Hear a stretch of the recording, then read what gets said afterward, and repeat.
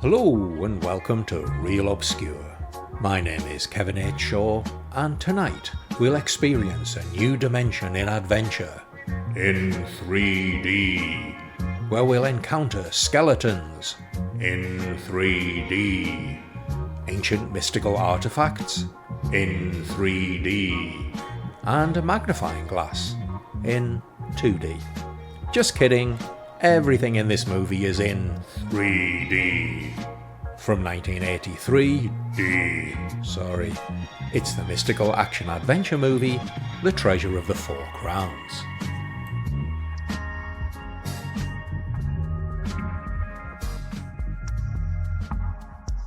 The Treasure of the Four Crowns was directed by Fernando Baldi, an Italian writer and director known for his adventure flicks, thrillers and westerns. His most notable movies include Django Prepare a Coffin and Blind Man, a western-themed version of Zatoichi. It's based on a story written by the movie's producers and stars, Tony Anthony and Gene Quintano. We'll get to their on-screen antics in a moment, but the story behind how the pair came to work together on this movie is an interesting one. Anthony began his career as an actor in his native US in the early 60s before moving to Italy. After appearing in a few action and comedy roles and honing his screenwriting and production skills, he landed the starring role in 1967's A Stranger in Town, a spaghetti western in which he played the titular role. Contacting an acquaintance at MGM he'd met during a stint in England, he persuaded him to pick up the movie for the American market. The movie proved to be a success and spawned 3 sequels. He later starred in Come Together, an Italian road movie, and the western adaptation of Zatoichi we mentioned earlier, Blind Man. Thanks to its producer being their former manager, both movies featured acting performances by Ringo Starr, the drummer from the Beatles. In the late 70s, along with his partner in a publishing company, Gene Quintano,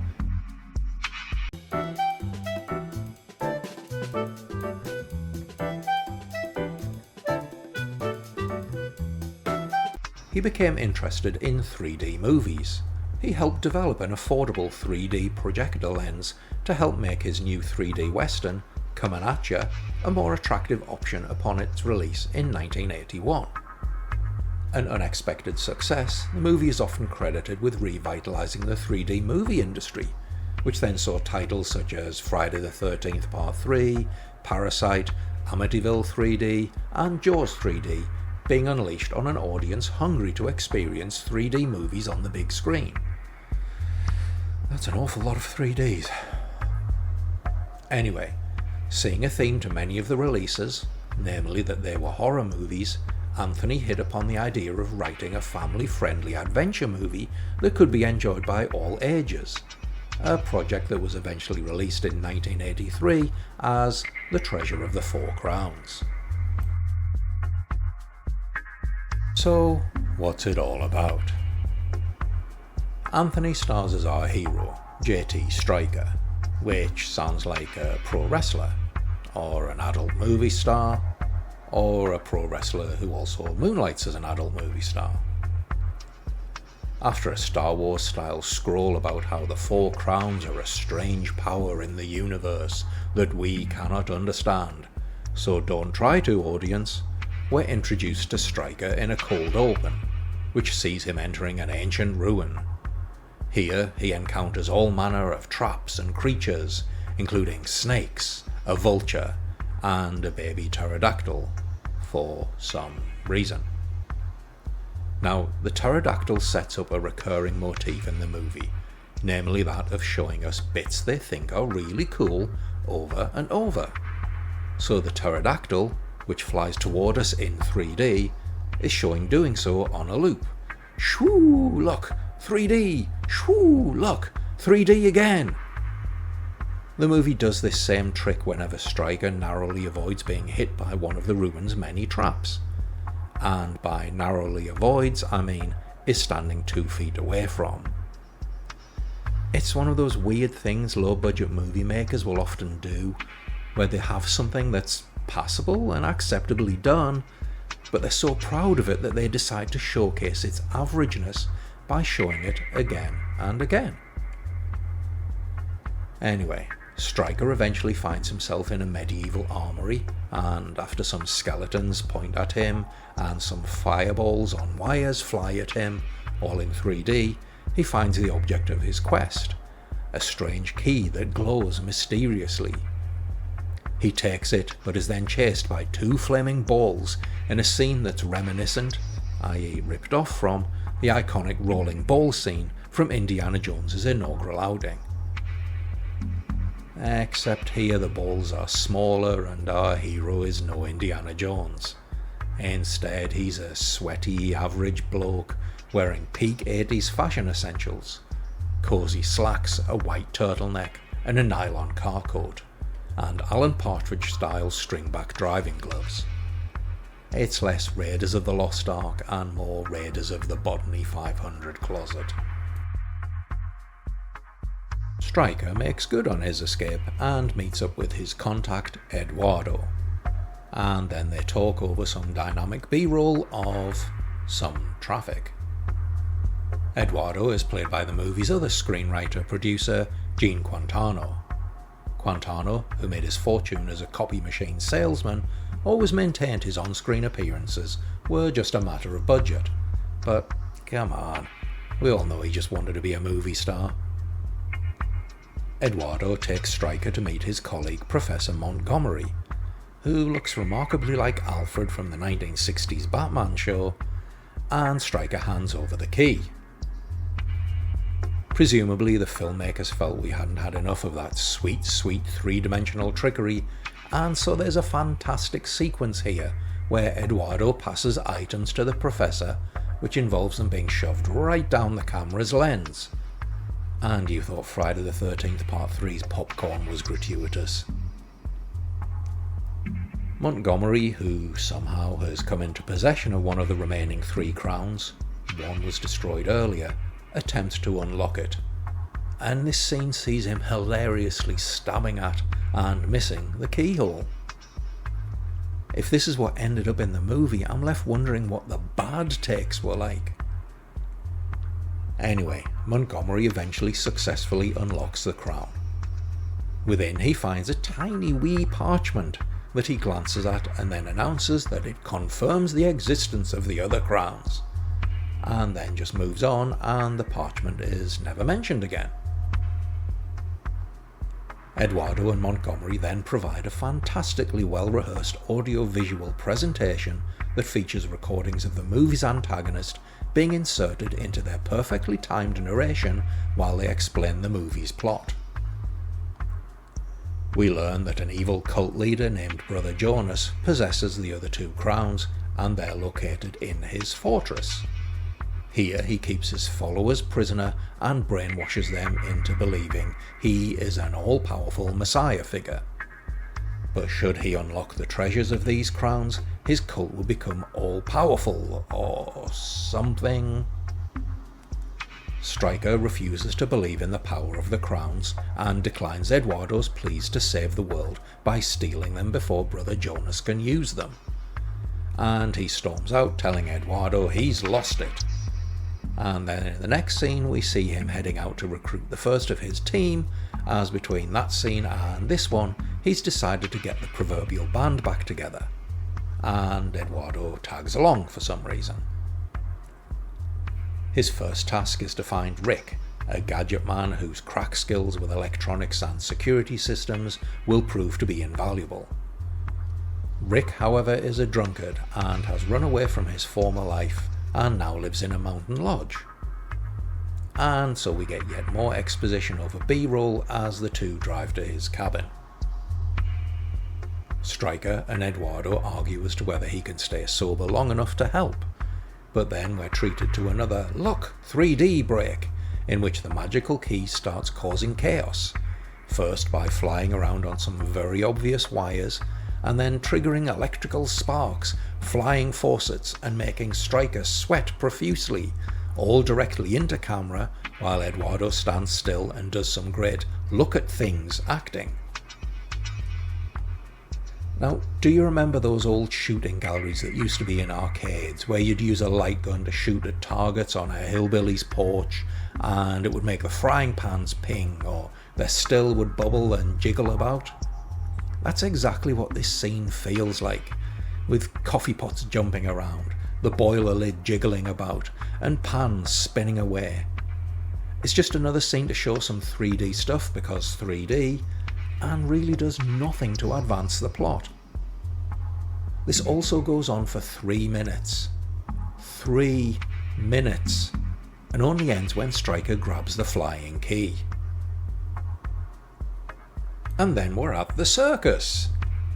It's here that Striker recruits his other team members, trapeze artist Liz and strongman Socrates, played by Francisco Rabal, who we met in the very first episode of Real Obscure, where I covered the zombie classic Nightmare City, and that also featured some horrible editing and timing on my part.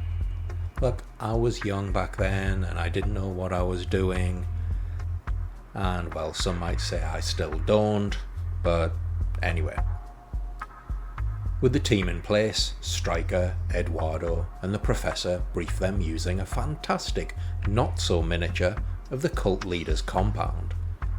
But because we've had about 10 minutes without any 3D, that wacky magic key decides to go haywire again. And once more we're treated to showers of sparks and objects on very obvious wires flying around and into the camera. And yes, sweaty Striker strikes again. And then it also just ends. And so we move to the meat of the movie, a suspense-filled heist in which the team must use their skills, initiative and cunning to breach the compound's defences, which include laser grids, pressure pads, electrified fences and men with dogs. Will they succeed? Well, let's find out as we gently wander into the spoiler zone. So after all that planning and build-up, breaching the compound proves to be a relatively easy task, mainly as the patrolling cultists don't appear to understand the concept of looking down, or looking up, or, well, looking at anything really, and so the team are able to enter the Chamber of the Crowns just by walking in. But it's here where the challenge truly begins. Using a series of ropes and trapeze bars, they must evade the laser grid, electric fence, and pressure-sensitive floor. It's a tense, nerve-shredding exercise in monotony, as they slowly make their way across these bars, and it was around this time I started losing the will to live. I'm not exaggerating here, but the trapeze sequence takes over 30 minutes to execute, and includes such exciting moments as people putting on harnesses, people snapping carabiners together, and people hoisting ropes. At one point a bad guy comes into the room and then leaves, because, like I mentioned, the concept of looking up is alien to these guys. But just before the boredom reaches breaking point, Socrates suffers a heart attack and is left dangling above the pressure sensors. And then his hat falls off onto the weight-sensitive floor when he dies, and the alarm isn't even triggered. Even though they spent all that time setting up that the floor was sensitive to even the slightest of pressure.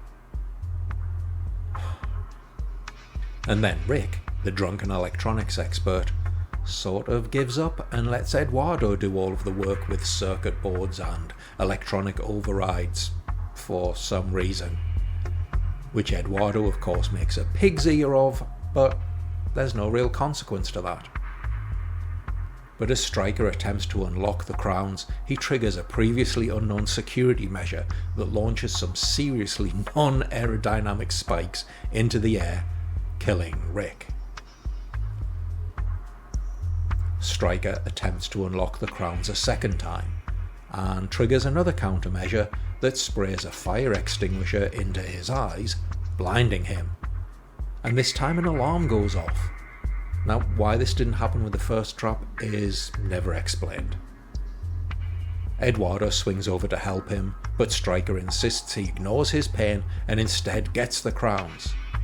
As he attempts to unlock them, 2 gold rubber snakes grab him, breaking his spine, I think, and then another rubber snake, this one red and presumably intended to be a real snake, shoots out from somewhere and bites him, injecting him with a deadly venom. Or at least I think that's what it's supposed to be. In reality, it just gives him a little kiss on the cheek. So cute. And then a blade pops out from the crown stand and stabs him in the back, causing him to fall forward, dead. Striker, his temporary blindness gone, so his friend died for nothing, stands up, narrowly avoiding another sliding blade, and then just unlocks the crowns. Within the crowns are 2 gems which he grasps, which causes his head to spin, literally, in what is one of the most obvious uses of a mannequin ever. When his head stops spinning, we discover he's been transformed into store brand Two-Face, because 1 gem is good and 1 gem is evil. And as Brother Jonas and his followers storm into the chamber, he starts shooting flames from the gems and just murders everybody with his newfound fire hands, which also shoot flaming meteorites and glowing balls. Now, in the movie's defense, this does mean we get some nice full body burns, but from a narrative point of view, it's utterly nonsensical and unintentionally hilarious for the first minute. But then it keeps going and going and going. And then we see Brother Jonas on fire, and his face is sliced open from laser beams within. Now, I guess this is their Raiders of the Lost Ark, the Ark is opened moment, but for one, in that movie they died because of their own hubris and Indy wasn't the one killing them, and 2, the face melting was fairly brief. This feels like the movie is saying, "Hold my beer," as we see collops of flesh falling from Jonas's face while Striker heroically tortures his fleeing henchmen.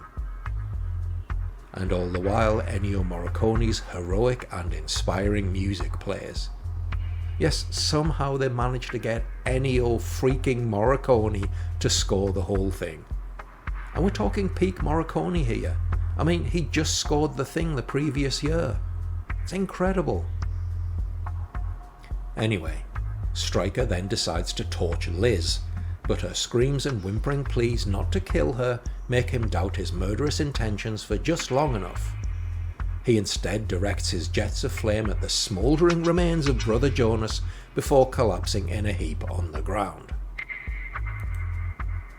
As Liz touchingly closes the eyes of Socrates, we see Striker stirring, one of his harness straps right up his jacksie, but as he turns we see that he is now back to normal. As he comforts Liz, we hear Professor Montgomery over their comms. He's on his way to pick them up and asks, "Did you get the crowns?" Sad Striker tells him, "Yeah, we got 'em," before throwing the gems into the remains of Brother Jonas. Montgomery continues, monologuing about how these stones can cure disease and change the world, and they're our greatest resource, while we slowly zoom in on the burning skeleton. As the movie ends, we see Striker and Liz, presumably, hanging from the end of a rope as their helicopter flies into the distance. But it's not quite over yet. We see Brother Jonas's burning skeleton and then crossfade to a swamp, from which rises an inflatable monster, and as we watch transfixed, a snake head shoots out toward the camera, and then does it again, and again.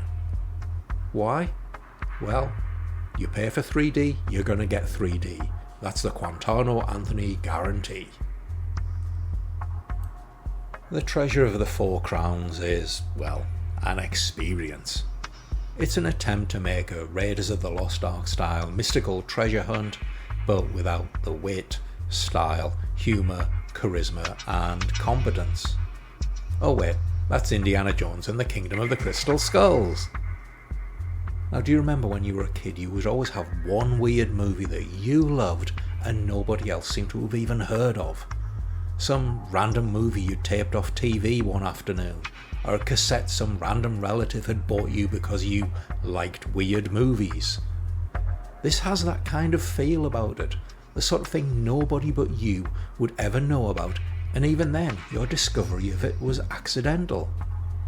Although I really can't imagine any kid saying, "The Treasure of the Four Crowns is my favourite movie." And this is coming from me, a kid who thought the Terranauts was cool. And then there's the character of Stryker himself. Did they really think his 70s fashions and number 5 on the barber's chart hairstyle would be a hit with the kids? Look, I don't mean to sound like an ass about this, but I'm a decade older now than he was when he made this movie, and I still look younger than he did.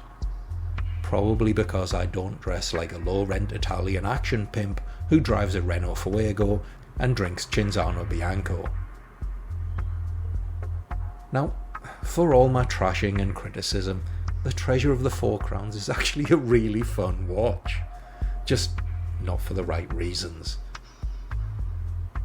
It's one of those fantastically engaging and stupidly entertaining movies that makes you wonder just what the hell was going on behind the scenes and what kind of bizarre nonsense is coming up next. From the overuse of "did you see that? Let me show you it again" editing, to the terrible dialogue and performances, it's just a hilariously dire experience.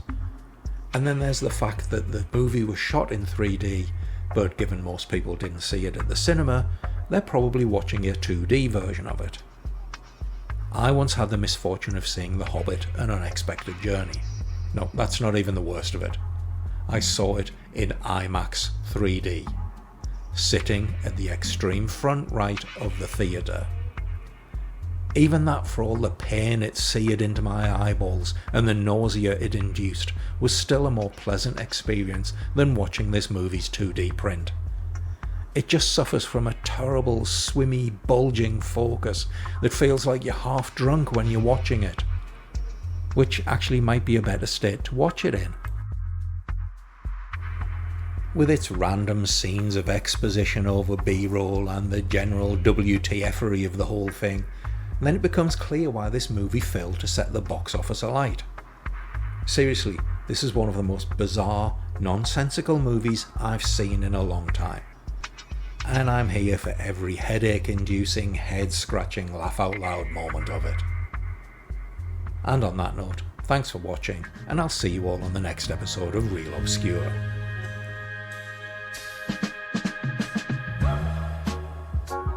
This episode of Real Obscure was written, produced and dressed in peak 80s fashion by me, Kevin H. Shaw. If you enjoyed the show, then please be sure to subscribe and turn notifications on so you never miss another episode. You can help support the show by liking and sharing. You can also make a financial donation using the thanks option or through our Ko-fi page. I always love hearing what you thought of the episodes, so please drop a comment below. You can also follow me on Blue Sky with the handle @RealObscurePod. The Treasure of the Four Crowns is copyright 1983. All content here is used for educational and commentary purposes under Section 107 of the Copyright Act, fair use, and remains the property of the respective copyright holders. Presented here for the purposes of critique, commentary, and discussion. No copyright infringement is intended, so please don't sue me or make me take part in the world's most boring heist.